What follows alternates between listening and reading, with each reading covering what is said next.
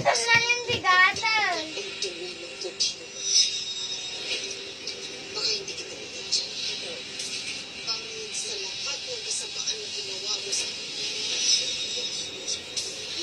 Ikaw ang gumahasa sa akin. Pinanod mo ako sa dito, pero nakakataya na ako sa mga kasinungalingan mo. Kaya ko makuha kong lahat ng tipon, pero mismong si Satanas pala ang pinakasalan ko. Hindi na hinto.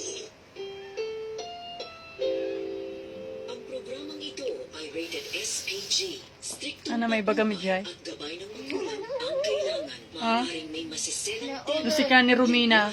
Masalawas nga na babangan to kinina na nga gold dress na. Sa mga bata.